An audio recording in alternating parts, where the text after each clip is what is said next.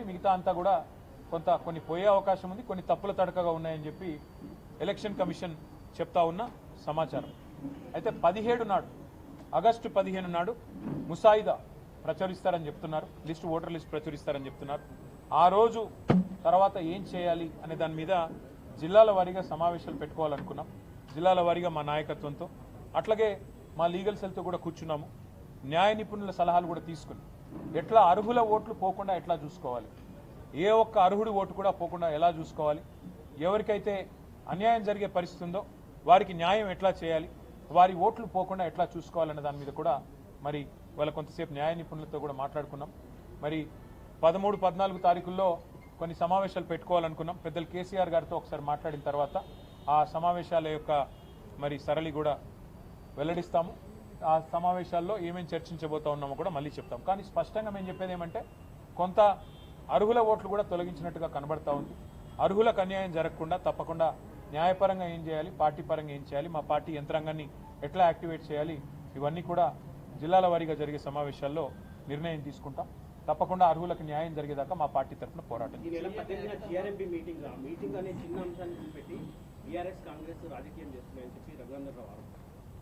ఇప్పుడు తెలంగాణలో పుట్టి చావలేని సన్నాసులకు మేము చెప్పేదేం లేదు. మీ కేంద్ర ప్రభుత్వం, తెలంగాణ రాష్ట్ర ప్రభుత్వం ఆనాడు కేసీఆర్ గారి నాయకత్వంలో ప్రాజెక్టులకు అనుమతి ఇచ్చిందే మీ కేంద్ర ప్రభుత్వం. 7 ప్రాజెక్టులకు అనుమతి ఇచ్చిన తర్వాత, ఆ రోజు మేము కష్టపడి అనుమతులు సాధించిన తర్వాత, ఇవాళ అనుమతులు రద్దు చేయాలని చెప్పి ఆంధ్రప్రదేశ్ ప్రభుత్వం పట్టుబడితే జీఆర్ఎంబీ ఎజెండాలో పెట్టారు. మేము ఏమంటున్నాం, అయితే మీకు రేషం ఉంటే, పౌరుషం ఉంటే ఆ మీటింగ్ బాయ్కాట్ చేయండి, అది తెలంగాణ ప్రభుత్వాన్ని డిమాండ్ చేస్తున్నాం.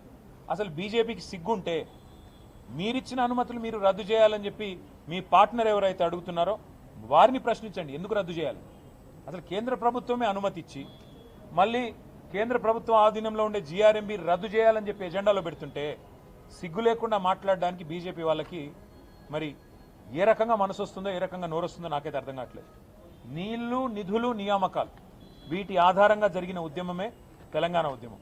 ఇవాళ అలాంటి ఉద్యమంలో మేము రాష్ట్రాన్ని సాధించడమే కాకుండా బ్రహ్మాండంగా రాష్ట్రం సాధించిన తర్వాత ఒక్కొక్క నీటి బొట్టును ఒడిసిపట్టి తెలంగాణ బీడు భూములకు మలిపే ప్రయత్నం చేశాం. అది కాళేశ్వరం అయితేనేమి, సీతారామ అయితేనేమి, పాలమూరు రంగారెడ్డి ఎత్తిపోతల పథకం అయితేనేమి, ఇంకా చిన్న ప్రాజెక్టులు ఇంకా చాలా ఉన్నాయి, చనాక, కొరాట, ఇంకా అలాంటి ప్రాజెక్టులు ఎన్నో ఉన్నాయి. అలాంటి అన్ని ప్రాజెక్టులు, వాటితో పాటు మిషన్ కాకతీయ లాంటి ప్రాజెక్టులు ఇవన్నీ చేసి తెలంగాణలో నీటి వనరులకి మరి పెద్ద ఎత్తున న్యాయం జరిగే విధంగా, నీటి వనరులను కాపాడుకునే విధంగా మేము ప్రయత్నం చేశాం. అందులో భాగంగానే అనుమతులు తెచ్చాం. ఇవాళ ఆ అనుమతులన్నింటినీ తుంగలో దొక్కుతాం. మా చెప్పు చేతుల్లో కేంద్ర ప్రభుత్వం ఉంది, కేంద్రం జుట్టు నా చేతుల్లో ఉంది, కాబట్టి నేను ఆడిచ్చినట్టే ఆడాలని చంద్రబాబు నాయుడు గారు అనుకుంటే, చంద్రబాబు నాయుడు గారికి, ఆంధ్రప్రదేశ్ ప్రభుత్వానికి నేను విజ్ఞప్తి చేస్తా ఉన్నాను. మా నాయకుడు కేసీఆర్ గారు ఎప్పుడో చెప్పారు, బేసిన్లు లేవు, బేసిజాలు లేవు, నీళ్లు వాడుకుందామని చెప్పారు. కానీ మా కడుపు కొట్టి మా ప్రాజెక్టుల అనుమతులు రద్దు చేస్తామంటే మేము ఊరుకోం. మీరు పోలవరం కట్టుకుంటే మేమేం అనలేదే, మీరు పట్టిసీమ నీళ్లు లిఫ్ట్ చేసుకుంటుంటే మేమేం అనలేదే. ఇవాళ మేమేమంటున్నాం, మాకు వచ్చిన అనుమతులను చెడగొట్టకండి అంటున్నాం. మీరు కేంద్ర ప్రభుత్వం మా చేతుల్లో ఉంది కదా, కేంద్ర ప్రభుత్వం జుట్టు మా చేతుల్లో ఉంది కదా, నేను ఆడిచ్చినట్టు ఆడే చెంచాగాడు, ఇక్కడ తెలంగాణ ముఖ్యమంత్రి ఉన్నాడు కదా నా చెంచాగాడు అనుకుంటే తెలంగాణ రైతుల తరపున పోరాటం చేయడానికి మేము సిద్ధంగా ఉన్నాం. జలసౌధలో కనుక జరిగే మీటింగ్ని రాష్ట్ర ప్రభుత్వం, తెలంగాణ ప్రభుత్వం స్పష్టమైన నిర్ణయం తీసుకొని బాయ్కాట్ చేయకపోతే, ఎజెండా మార్చి వాటిని ఈ 7 అంశాలను, ఈ 7 ప్రాజెక్టుల అనుమతులు రద్దు చేసే అంశాన్ని తొలగించకపోతే తెలంగాణలో తప్పకుండా జల ఉద్యమం నిర్మాణం చేస్తామని మేము చెప్పాము. అవసరమైతే ఆ రోజు జలసౌధ ముట్టడిస్తాం. జలసౌధ ముట్టడించైనా సరే ఈ తెలంగాణ చేవగాని చేతగాని తెలంగాణ ప్రభుత్వాన్ని నిలదీస్తాం. తెలంగాణ రైతుల తరపున బీఆర్ఎస్ పార్టీ ముందుండి పోరాటం చేస్తుంది, వదిలిపెట్టదనే మాట మీకు తెలియదు. 8+8 మేము ఉత్తగానే అనలేదు. 8 మంది బీజేపీ ఎంపీలు, 8 మంది కాంగ్రెస్ ఎంపీలు నిన్న పార్లమెంటులో కేంద్ర ప్రభుత్వం పక్క రాష్ట్రంలో ఉండే కెన్ బెత్వా ప్రాజెక్టుకు జాతీయ హోదా ఇచ్చింది. ఇవతల ఆంధ్రాలో పోలవరం ప్రాజెక్టుకు జాతీయ హోదా ఇచ్చింది. కర్ణాటకలో అప్పర్ భద్రా ప్రాజెక్టుకు జాతీయ హోదా ఇచ్చింది. కానీ తెలంగాణలో ఒక్క ప్రాజెక్టు కూడా ఇవాళ వరకు, అటు పాలేశ్వరం కానీ, ఇటు పాలమూరు రంగారెడ్డి ఎత్తిపోతల పథకం కానీ మేము 10 ఏళ్ళు అడిగాం, జాతీయ హోదా ఇవ్వలేదు. నిన్న సిగ్గు లేకుండా కేంద్ర ప్రభుత్వం పార్లమెంట్ సమావేశాల్లోనే మేము జాతీయ హోదా పాలమూరు రంగారెడ్డి ఎత్తిపోతల పథకానికి ఇవ్వం అని చెబితే కూడా చావలేని చేతగాని కాంగ్రెస్ బీజేపీ ఎంపీలు ఒక్కరు కూడా లేచి మాట్లాడలేదు. ఎట్లా ఇవ్వరు?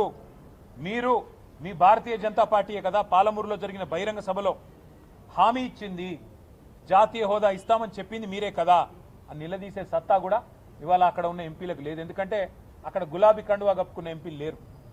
అది ఇవాళ తెలంగాణ చేసుకున్న మరి దురదృష్టంగా నేను భావిస్తూ, మరి ప్రజలు అర్థం చేసుకోవాలి, రైతులు అర్థం చేసుకోవాలి.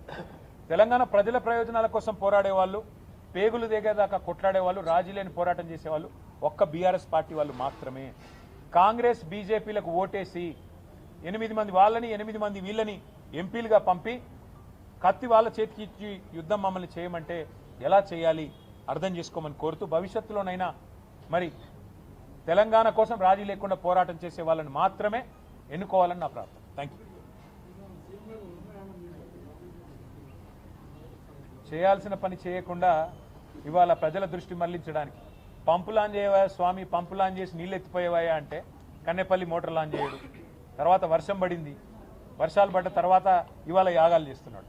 ఆయన బాధల్లో ఒకటే శ్రీనివాస్, ఆయన బాధ ఏమంటే నీళ్ళు ఇస్తే యూరియా ఇవ్వాలి, యూరియా ఇస్తే పంటలు పండుతాయి, పంటలు పండితే మళ్ళీ కొనుగోలు చేయాలి, కొనుగోలు చేయాలంటే మద్దతు ధర ఇవ్వాలి, ఆ తర్వాత మళ్ళీ బోనస్ ఇవ్వాలి. ఇదంతా ఇచ్చుడెందుకు? తప్పుడేక నీళ్ళు ఇవ్వకుండా ఎగ్గొడితే అయిపోతుందని చెప్పి ఇక్కడ నార్లాపూర్ పంపు లాంచ్ చేయడు, అక్కడ కన్నెపల్లి పంపు లాంచ్ చేయడు. వర్షం పడ్డది కాబట్టి ఇవాళ మళ్ళీ కొత్త కలరింగ్ ఇచ్చి నేనేదో చేస్తున్నా, నేను చేయడం వల్లనే వర్షం పడ్డది అన్నట్టు. ఇదే మహానుభావుడు కదా దేవతల మీద ఒట్టు పెట్టింది, ఒట్టు పెట్టి రుణమాఫీ మాట తప్పింది ఇదే మహానుభావుడు. కాబట్టి వరుణ యాగాలు కాదు చేయాల్సింది ముఖ్యమంత్రి గారు. యాగం చేస్తే తప్పులేదు, కానీ యాగంతో పాటు చేయాల్సిన పని చేయాలి. దైవ ఆశీర్వాదానికి మానవ ప్రయత్నం తోడవ్వాలి. మానవ ప్రయత్నం ఏం చేయాలి? పంపులు ఆన్ చేయాలి. వర్షం పడుతుంటే కిందికి నీళ్లు పోకుండా, గురువుగారికి గురుదక్షిణ ఇవ్వకుండా ఇక్కడ మన రైతాంగానికి దండం పెట్టి నీళ్ళు ఇచ్చే పరిస్థితి తెస్తే మంచిది. Thank you. రేపు మాట్లాడదాం.